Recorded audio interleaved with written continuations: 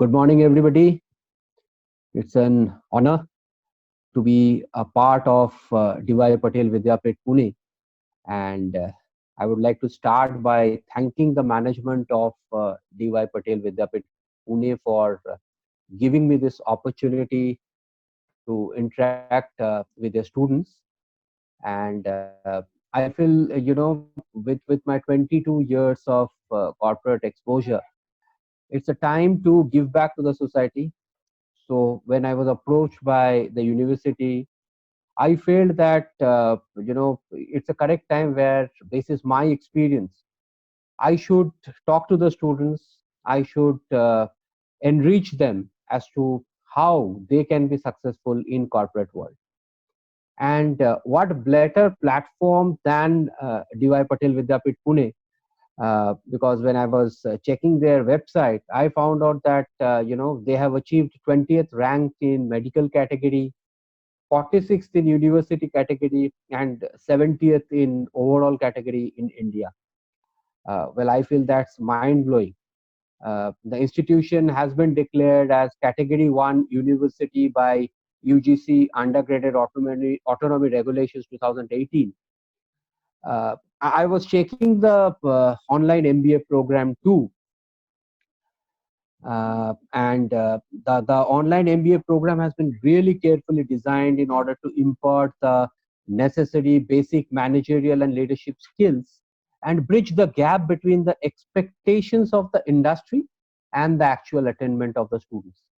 Well, I must say that this online MBA program is well designed with a unique combination of different management subjects and to suit the demand of the industries today. So thanks a ton again to the management of DY Patel Vidyapit Pune to give me this opportunity and to help me use their platform to interact with each one of you. Well, the topic on which I will talk for around 40-45 minutes is about campus to corporate and the life skills that you require to be successful once you enter the corporate world. Uh, Once I'm over with this session, I will request you during the session, you can note down your question.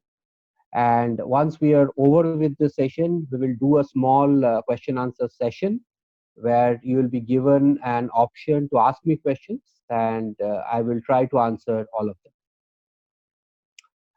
Well, uh, today you are a student and tomorrow you will be a professional working in a corporate. That's the dream I'm sure all of you carry with you. And with that dream, you have joined an MBA course or certain other courses. To successfully crack an interview in one of the best corporate, join in a good position with an attractive package, and successfully climb the corporate ladder to reach to the top. That's the dream that each one of you carry with you. However, have you ever evaluated, that what are the skills you require to make your dream successful? Is it different from what you have currently? Has it been taught to you during your student days in school, in college, or in your university campus?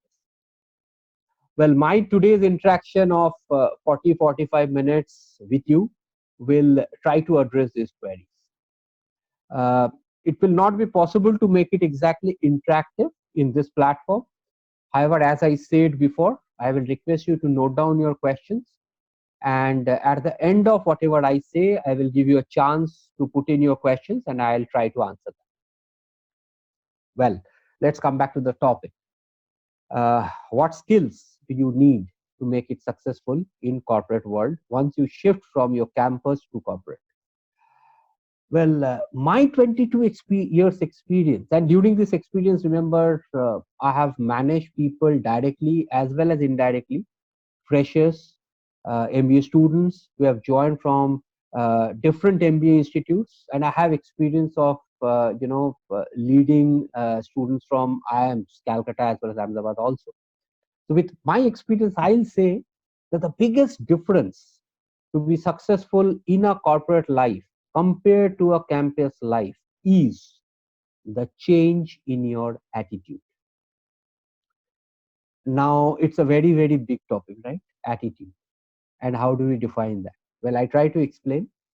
I will try to talk to you in terms of 5 or 6 points which you need to be very, very careful about before you enter in a corporate. And that's what I will say are the success quotients, which will determine who will be successful and who will not be successful. You need to remember that you will be evaluated from the first day you entered the office campus, and you will be evaluated daily, you will be evaluated monthly.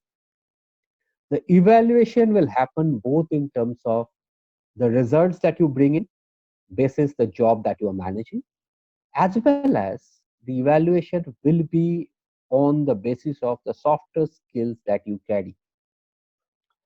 And these softer skills determines your success factor. Of course, result is a big, big success factor, but the softer skills that we talk about will actually take you towards results. And the softer skills determines your long-term success. Result is something which is regular, and results will determine your short-term success, but the softer skills will determine your long-term success. Hence, be careful about the following.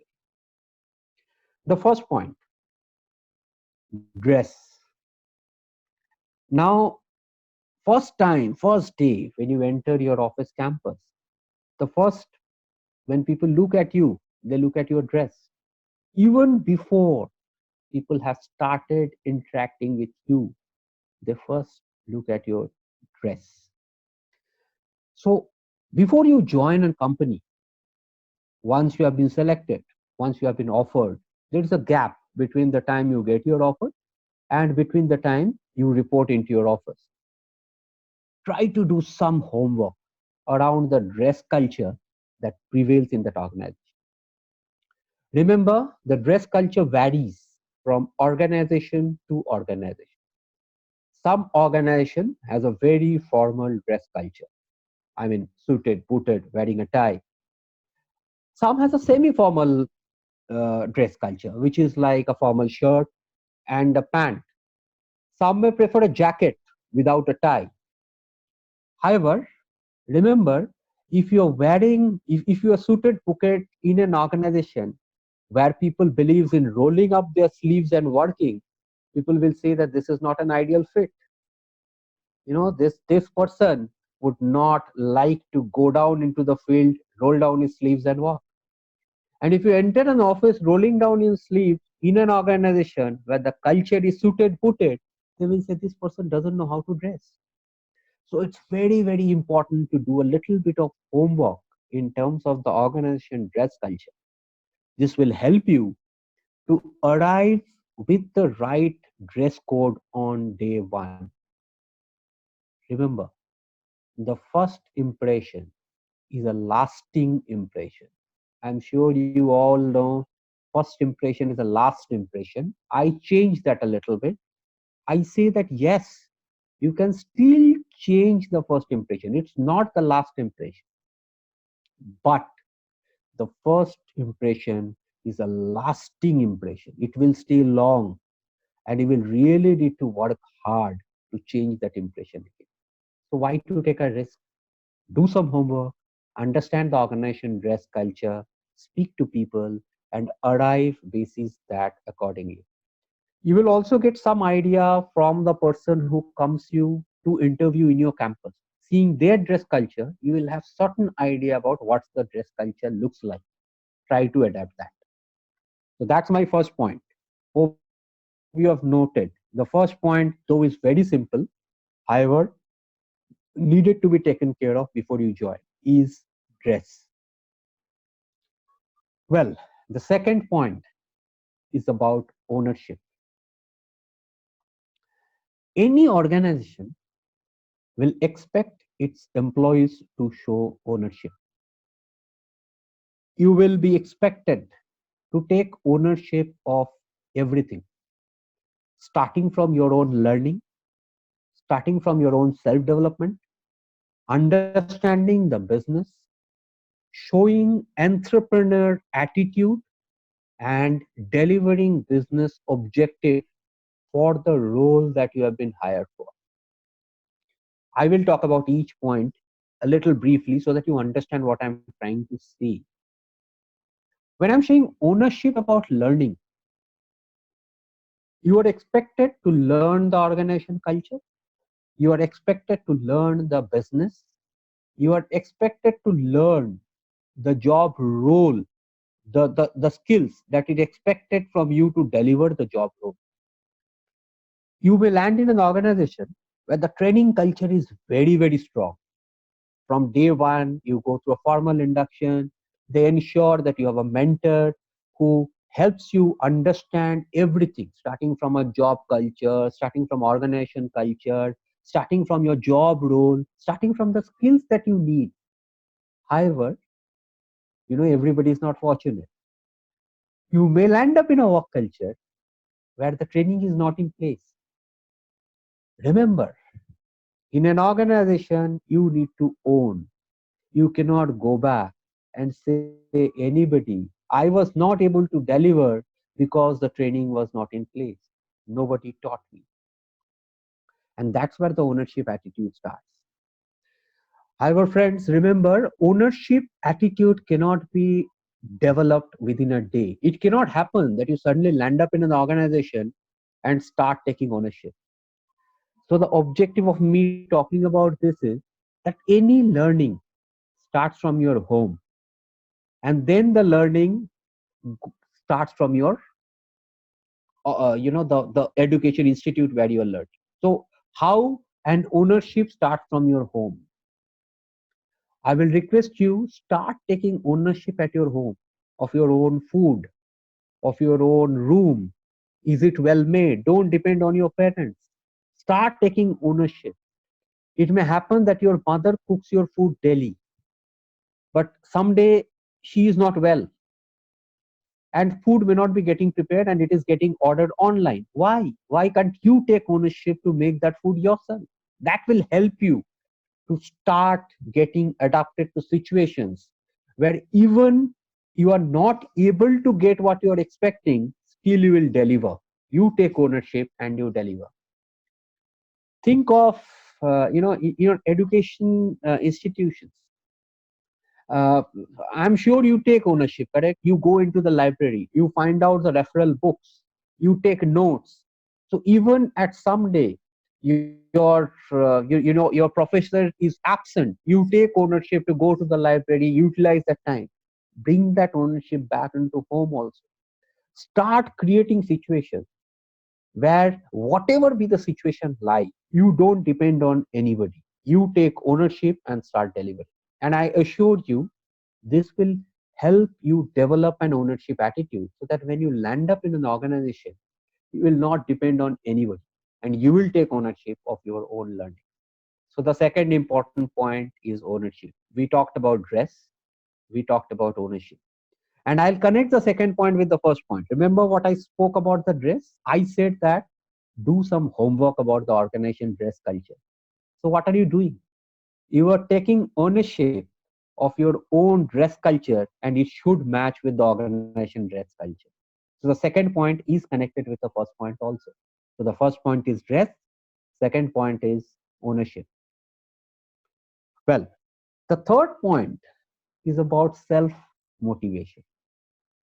And I can assure you, whichever organization you go, whichever industry, whichever business, all organizations prefer self starters. While you may be expecting lot of support, lot of training, the organization will expect you to be a self starter. The organization may give you training, may not give you training. Well, I'm not saying you that you will not get a training support, but a lack of it cannot be an excuse for your failure. If if you're able to understand what I'm talking in terms of a self starter, well, it's very closely connected with our second point of ownership. You need to own. And whether the organization gives you a starting point or not, you yourself need to be a self starter. If you are joining in sales, you are expected to deliver revenue. Whether a target is set or not, you need to speak to your counterparts, you need to speak to your peers, understand what they're expected to deliver and start delivering. If you're in the operations role, understand what is expected out of peers and start delivering. Well, I'm not trying to, instill some fear in you that you will not get this understanding from training. You will get. But today, in a current scenario, let's take today's scenario. We are in a COVID-19 scenario where all businesses have stopped. At this, each industry will take some time to come back to its original business revenue generation model where it was before it stopped. So at this situation, if somebody joins an organization, let's say somebody has an offer letter and he will join this organization as soon as the COVID-19 situation is over. Now think of the management. What is management's priority? To bring back the business to normal or to train people, new people? It will be to bring back the business to normal. So more time, more weightage will be going towards that. And if somebody joins in this scenario, he will be expected to pick it up himself or herself. There may be situations like this. So remember, always keep a self-starter attitude. And self-starter attitude can very well come through your MBA program. You will see there are people, I have seen this in my life also, that, people who were great in academics sometimes fail in their corporate life. Whereas people who were average in academics but very well organizing skill becomes very successful in corporate life.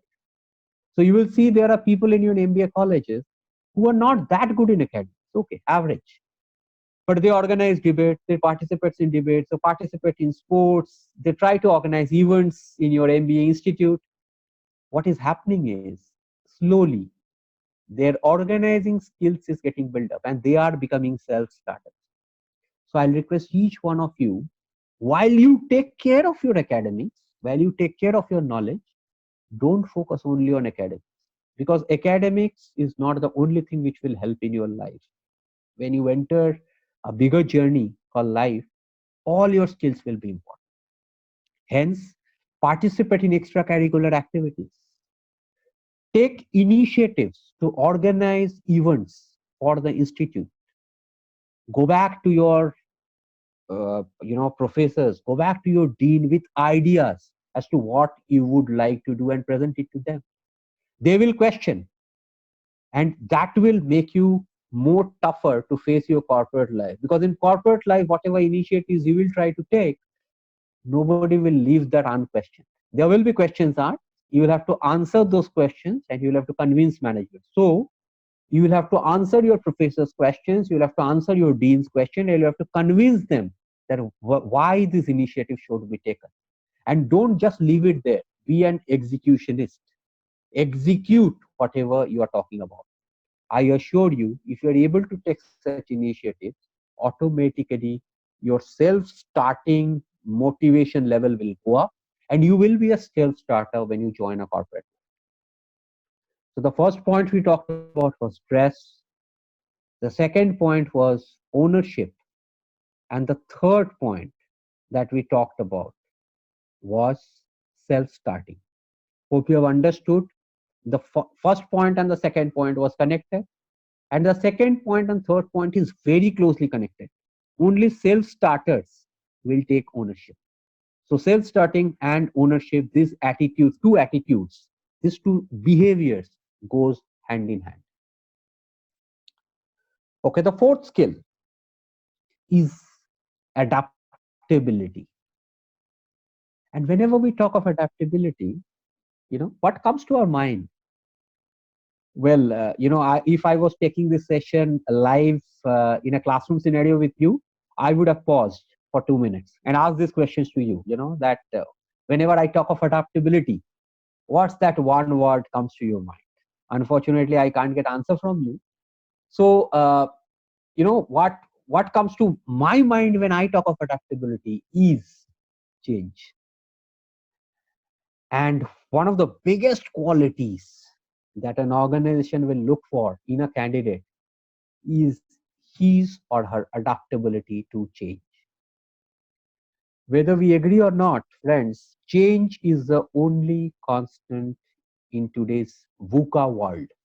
VUCA, VUCA, VUCA. I don't know whether you have heard this word or not, but you need to know because today's world is a VUCA world. What is VUCA? V stands for volatility. U stands for uncertainty. C stands for complexity. And A stands for ambiguity.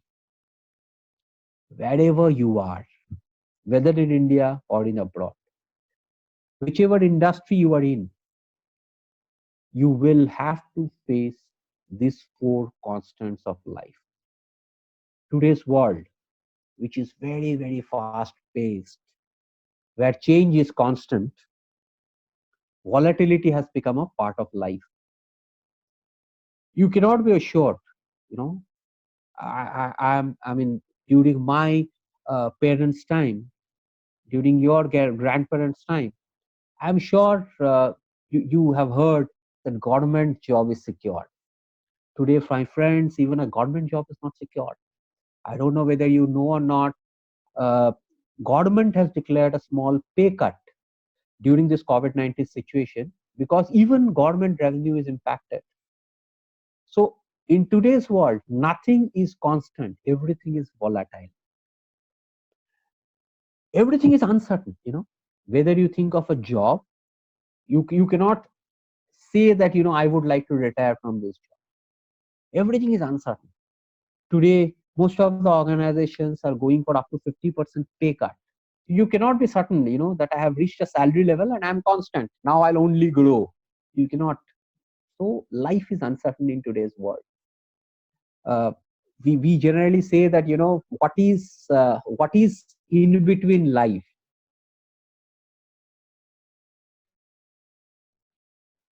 So if you life, so what is in between life is if. There is a big if in between life. So uncertainty is a part of our life now. We talk of complexity. Life has become complex, correct? With the entire world economy tied between themselves. A bombing in Iran impacts stock market in India, or a trade relationship between China and America impacts stock market in India. So we understand that life has become complex. So whichever industry you are working in, you are not sure how competition is impacting that industry. I'll give you a few examples. When I was in my college, we had something called a cassette player, and we had something called Walkman. So Walkman was, we used to carry it with ourselves, insert a cassette, put in a earphone, and while walking you can listen to music. Walkman then became obsolete. What came was Discman. Similar like Walkman, instead of a cassette, you can put in a disc. And Discman was facing tough competition from uh, iPods. It was small. I don't know how many have seen this because iPods has also become obsolete now. So iPods was small, a utensil like of this size. You can just put it in your belt. You can stick it in your belt and you can continuously listen to music. You don't need a CD. You don't need a cassette. It had internal storage space and music was already stored in that. iPod was thinking that what are my competition? You will not believe, none of them, neither Walkman nor Discman nor iPod, ever thought that their biggest competition will be mobile phone. Today you think of a radio, today you think of a Sonodyne music player. Everybody is becoming obsolete because today people prefer listening music from their mobile phone. Nobody thought that a mobile phone will will pose a competition to a Sonodyne music system. Sonodyne was feeling that my competition is Videocon, my competition is Bose, my competition is maybe a Samsung. Nobody ever thought that mobile phone, Oppo mobile phone, or a Sony mobile phone itself will face a competition, itself will pose a competition to a Sony music system. So it's a complex world where you may not be able to predict also where your competition will come from. And the last point was ambiguity, correct? Nobody is sure. Everything is ambiguous. The world is ambiguous. So, friends, we are in a VUCA world where volatility, uncertainty, complexity, and ambiguity are the only constant in life. Hence, your skill of adapting yourself to changes is one of the biggest quality that all corporates will looking at. And the best part is that it's a mind game. You know, in today's corporate world, it's a mind game, and you can build up this quality of adaptability. It's not that you need to be born with an adaptability quality. You can be built up with adaptability. How? I will tell you. And again, remember, friends, any inner change you're trying to bring in, it starts from home. No institution can train you. It has to change from home because you spend 8 to 10 hours in your home itself. So I will put it. Let's say you have a habit of starting late at night and getting up late at morning. That's a habit. The biggest change is, can you change your habit? So try to adapt yourself, try to change yourself, try to challenge yourself of getting up early in the morning. Suppose you have a habit of having dinner late. Try to challenge yourself. Try to adapt yourself to a change that, can you have dinner by 7:30 and sleep by 9 and get up at 4 and start exercising at 4:30 every day? Initially it will be a challenge. So let me say that how you can do it. So suppose you are a person who gets up at 9:30, you will not be able to get up immediately at 4:30 next day, but try to you know bring it up by half an hour every day. So instead of 9:30, get up at 9. Next day, get up at 8:30. Next day, get up at 8. And slowly, within a month, try to get up by 4 or 4:30. And anything which you do continuously for 21 days becomes habit. So once you have got up at 4, you know, try to get up at 4 for 21 days. I'm telling you, it will become a habit. Do it for continuous 3 months and try to challenge yourself again and start. Can we get up at 9:30 again? Remember, guys, we said that volatility is constant in life. So nothing will be constant in your life.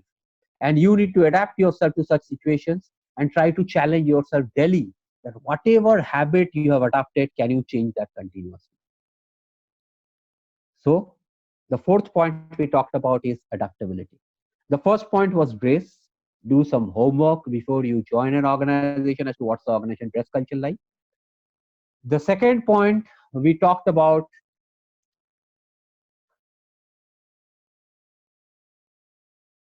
was ownership. So try taking ownership, and again, it has to start from your house. If you really want to build up your attitude towards ownership, try to start taking ownership in your home. Third is self motivation. Whatever is the situation, you will be expected to perform. So be self motivated. Create situations in your college where take initiatives. Be motivated even if when the professor, when the dean challenges you in terms of your initiative, and try to bring it to a closure. And the fourth point was adaptability. Whatever are your biggest habits, challenge those habits and try to change them. And once you practice a new habit, once you practice a new thing for 21 days, it will become your habit. Do it for 3 months and try to change it again. Continuously change. Continuously try to adapt to change. That's one of the biggest skill that will be needed in today's corporate world. Okay, the fifth point is persistency and consistency. Uh, you know, uh, this is a very interesting point for me. And again, if this was a face-to-face situation, I would have asked this question, and I would have stopped and I would have loved to listen to your response. What's the difference? Cricket is in our blood. As Indian, cricket and movies are in our blood. And I am a big cricket buff, so I love taking examples from cricket world. So what's the difference between Virender Sehwag and Yusuf Pathan? You know, both are hard hitters, both are great timers of balls, both have played some real blasting innings for India as well as in IPL. So what's the difference? Friends, the difference is that Sehwag was a more consistent one in terms of performance. Hence, his career was much longer than compared to Pathan. In a situation where you need a higher run rate, both could have performed. However, dependability on Sehwag from Indian team was much higher that he will perform. The probability of Sehwag performing was more than Yusuf Pathan. And you need to remember, friends, success once is counted as a fluke. Success twice will be counted as luck. However, success thrice or more will be considered as skills. Hence, consistency in your performance will always matter. You cannot come back and say, I used to perform thrice. I failed this year, this month. If you have failed this month, that means you are currently a failure. Consistency in performance will matter. Whether so when we actually measure somebody's yearly performance, we would like to say how many months have you performed? He achieved his targets for 12 out of 12 months. Great, superb. He achieved his targets 10 out of 12 months. Okay, good. He achieved his target 6 out of 12 months. Okay, good, can do better, average. He achieved his target 3 out of 12 months. Please remove this guy, not good. That's how corporate works. So consistency in performance is very, very important. And to bring in consistency, you know, you need to always evaluate when you performed what you did right. Try to repeat those behaviors. Think if Sehwag was told that Sehwag, you need to block your first 3 overs, you will see most of the time Sehwag would have gone out. Sehwag was his natural self. You can expect a Sehwag to hit a six in his first ball. And if you stop that and say, Sehwag, please don't hit for first over, you will see, you will never be able to see the original Sehwag. And he may get out in the first over itself. So important to focus on the strengths that we have. One of the biggest mistakes we do is we try to, work on our areas of improvement and correct ourselves. Friends, Saurav Ganguly was strong on off and he was weak on leg. We used to say he's a god on offside. Think if Saurav has not focused on his off and would have focused on leg, Saurav Ganguly wouldn't have been a Saurav Ganguly. So you need to always evaluate what are your strengths. The month you have performed well, please go back and see what have you done correctly. Repeat that next month. Repeat that next month. Repeat that next month.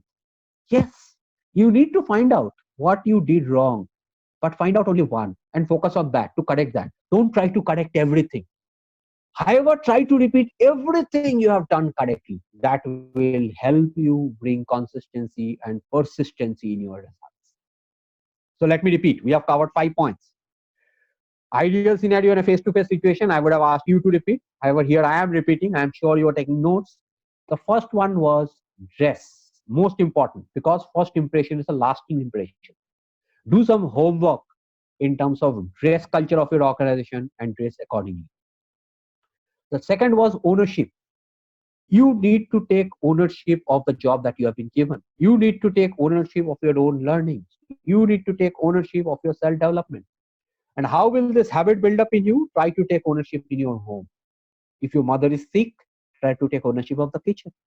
Don't bring in food from outside. Even if you're bringing food from outside, try to take ownership of what has to be ordered, what will be the budget, getting it ordered and getting it delivered at right time, and then putting on a plate and serving your mother. That's ownership. The third is self starters. Self starters, all organizations will look for self starters. And to be a self starter, try to take initiatives in your institution where you're studying. Don't focus only on academics. Try to focus on extracurriculars. Try to take initiatives in terms of, you may take an initiative, how your institution should be positioned towards aspiring students who wants to join your institution. Try to design something in similar line. Go to your professors, go to your dean, position it to them, sell the concept to them, and execute the initiative till the end. The fourth point was adaptability.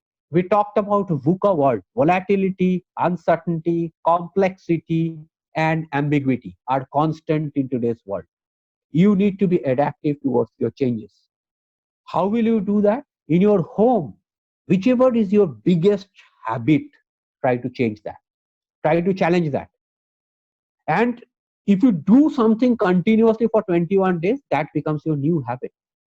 Keep it constant for 3 months and again try to change that. Continuously bringing change in your life. Don't get habituated on any single thing for long. The fifth point which we talked about is persistency and consistency. Consistency in result for a month is called fluke. Achieving success for twice in a month, twice is called luck, and achieving success for thrice or more is called skill. So you will have to be continuously, you have to continuously adapt yourself. You have to continuously deliver results. And the last point, there was a question. I'll answer that. Let me complete the last point, and then of course I'll answer the question. The last point talks about that always try to live in the present. Always remember, past is history and future is mystery. Present is a gift, and that's why it's called present. Your great performance in past is a history, and you have already been rewarded for that, either through your salary or through incentives or through bonus or through rewards or through recognition. You have already been rewarded for your past performance. Your future performance is a commitment, and it doesn't matter. Hence, it's important to perform every day. In campus, you get measured once, twice, or maybe thrice a year, basis your semesters, right? However, in corporate, you will be measured daily on your performance and attitude. So, how you can bring that attitude in your life of living in the present? It's important for you in your institute to go back to your professors, to go back to your, members of your family and take feedback about yourself. How are you performing? Friends, performance, as I said, is not only the results that you're delivering. Performance has to be in terms of softer skills also. Performance has to be in terms of the behavior. Performance in terms of your communication. Take feedback from your family members. Take feedback from your professors, that how they see you as a communicator, how they see you as an initiative taker, how they see you as a person who will go to a corporate tomorrow, and will you be successful or not. Try to take feedback and try to assess yourself daily, because when you enter a corporate, you will be assessed daily.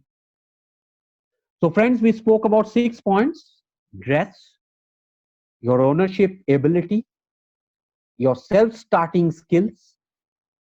We spoke about adaptability to change in a VUCA world, persistency and consistency, and of course, we talked about live in the present. Well, your knowledge and skills will help you crack the job interview and will help you get a job. But your success and growth in the corporate ladder will totally depend on your attitude. Remember, it's a tough world out there. In the demand supply graph, the supply of knowledge and skilled manpower is always more than the demand of the job. But a certain percentage of this skilled and knowledgeable workforce fail to succeed because they lack the right attitude. Hence, the only differentiating factor is attitude. Do you have that? If not, what are you doing to build it up? Remember, building the right attitude starts from home. So I end it here. I open it up for the questions. There was a question. I was not able to see it. Gaurav, can you help me? There was a question already, but I'm not able to see the question. Yes, sir. Yes, sir.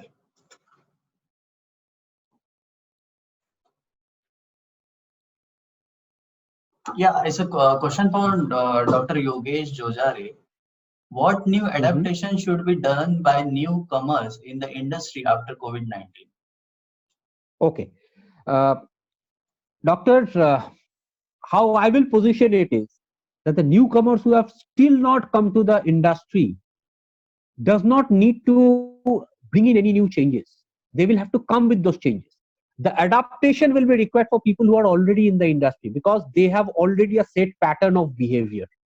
So they will have to change their behavior. But the people who will be coming to the new to the industry will be coming to a new scenario altogether. And that's where the 6 points that I mentioned will be most important for these guys who are either currently at a graduation stage or at a post graduation stage and expecting to join industries post COVID 19. See, how the industry will operate is will be more, in terms of digitality. However, in terms of basic softer skills, what will be expected of a person is the basic skill which will be required is adaptability, because the changes will be faster post COVID-19 era. The changes will be faster. The companies will be experimenting daily because next 1 year we will not be sure as to what will work and what will not work. So changes will be faster. So the biggest skill which will be required in today's students is adaptability to changes, how fast they can adapt without complaining. And that's where I said that, in their current home front, because they have not entered an industry yet. However, the skill of adaptability can be built up even in a student. So in their home front, the best habit that they have, they should challenge that habit. And because challenging your habit will bring you out of a comfort zone and will make you adaptable to changes. So they should challenge the biggest habits that they have, and they should try to change that in their home front so that they become flexible as a person. When they come to that industry, any changes which is happening, they can adapt to themselves. So I hope I'm able to answer your question. If not, you may pose your question further.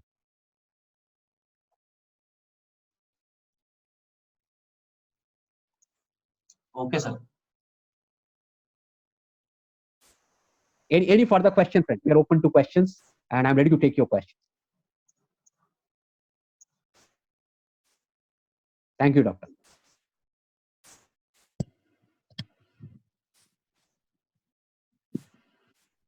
So one more question. Mm-hmm. Question for Mr. Pankaj. Mm-hmm. How to convert this current situation into opportunity? Okay, great. I believe if we have seen our Prime Minister's speech yesterday, he actually spoke about that. He said that it's an opportunity for India because he gave us a few examples also, correct, in terms of PP kits, in terms of masks, which we were not manufacturing before. Currently, it's seen that more than 2 lakh masks and more than 2 lakh PPs are getting manufactured.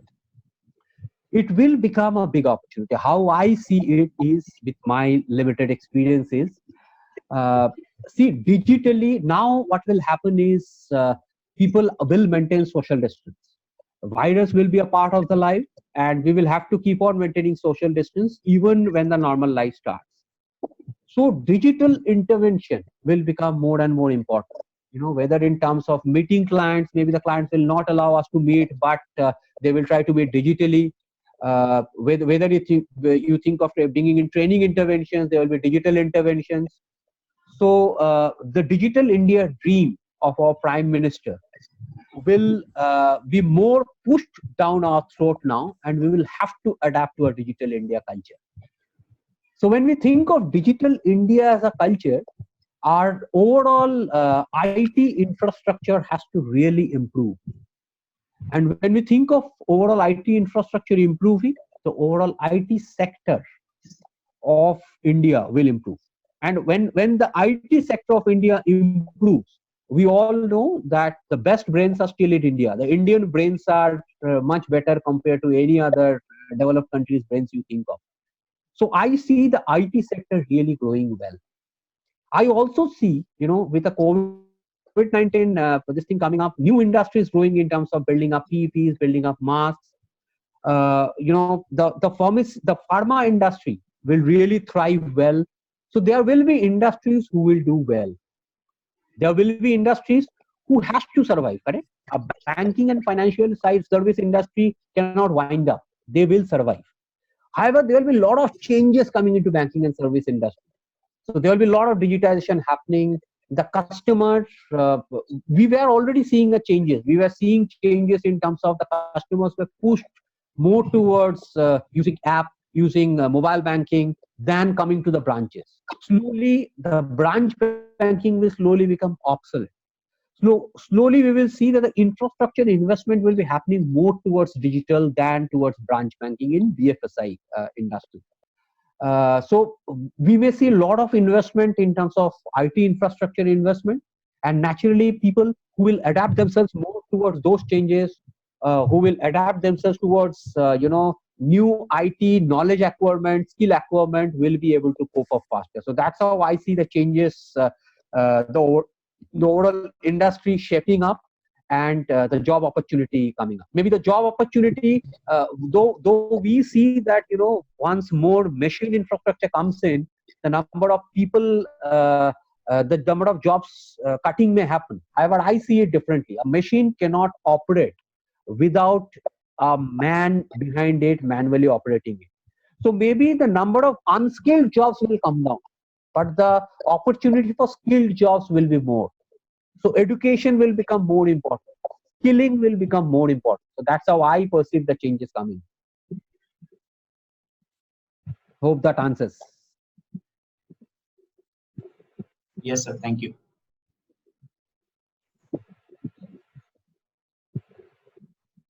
Any other questions? Yes, sir. One more question. Mhm. So, Mr. Amandeep Arora asking, at what extent do you think the soft skill play a vital role than the technical skill during the corporate interview in one personality? Can you repeat the question, Gaurav? It was a good question. Can you repeat it once? Yeah. Uh, at what extent do you think the soft skill play a vital role than the technical skill during the corporate interview in one personality? Okay. Very good question. It depends on which level of interview you're approaching, correct? When I'm choosing a basic management graduate, see, in an interview, and if you think of, when we go for a campus hiring, it's not only interview. We generally try to do a group discussion. We generally, try to do a panel session, and then maybe an interview. Why? Because it's very difficult to evaluate soft skill of a person during a half an hour or a 40 minutes interview. And that's where we try to evaluate through multiple methods. Soft skill is always important.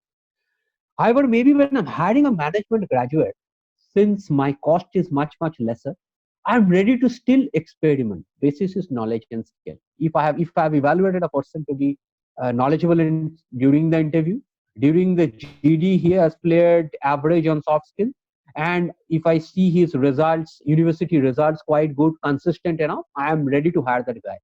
Because next 1 year in any case he will be management trainee with me. I will train him in my environment, and there only I will evaluate his soft skills. So for a management trainee, more important will be knowledge and skills and his university results to get hired as a management trainee. However, once you get hired as a management trainee, your soft skills becomes more and more important.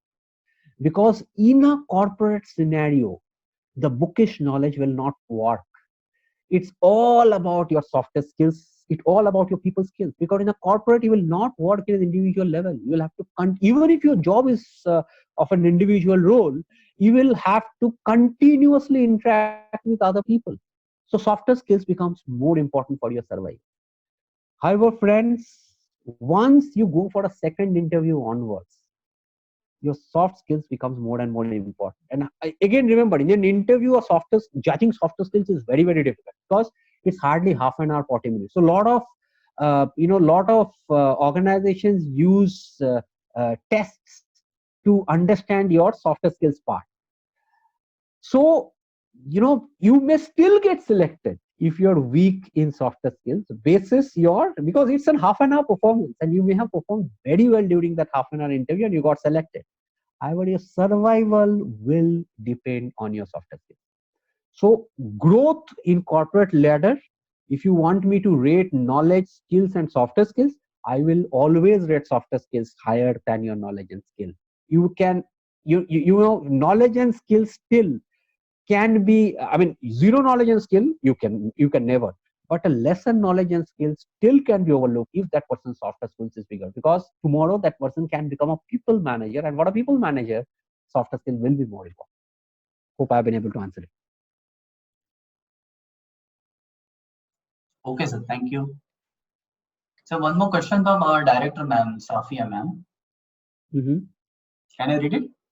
Yeah, sure. Yeah. Do taxes on digital goods and service impact digital adoption in traditionally non-digital sectors? Pardon, didn't get the question. Can you repeat it once more? Yeah. Do taxes on digital goods and services impact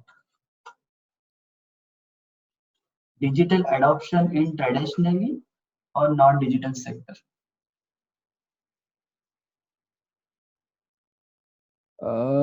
Do taxes, once more please?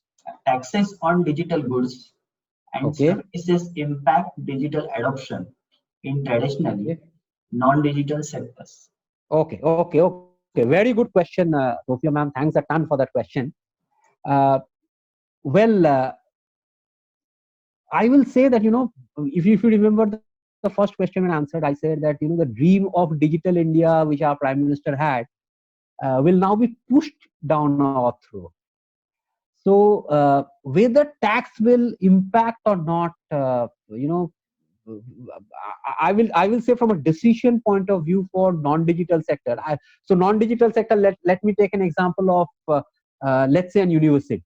The university didn't have a digital platform to conduct classes, and now they feel that it's important that they will have to conduct a digital, they will have to, ensure that there's a digital platform to conduct classes. Now they want to buy a new digital platform, whereas the tax towards that digital platform, instead of an 18% GST, all digital platform is now 50% GST. Now, please understand, for that university to conduct its classes, it needs to have a digital platform, whether it's 50% or 20% doesn't matter. So that's what I was saying, that the PM's dream of digital India will now be pushed down our throat, whether we like it or not. So whether there is a tax on digital platform or not, it will not be able to impact my decision. My digital requirement will become so big now that I will not be able to take a decision whether it's costly or not. Okay, it's costly, I don't want to take this decision. We will not be in a position, even the non-digital sector will not be in a position to move away from digital transformation. All industries, whether they're traditionally non-digital, will have to adopt digital transformation, because that's where India will be moving. I'll not say India, that's where the world will be moving. The world has already moved towards digital transformation. India was actually lagging back. Now it's time for us to adopt that digital adaptation, and it will be forced down our throat whether we like it or not. So hope I've been able to understand the question and answer it. Okay, sir. Thank you.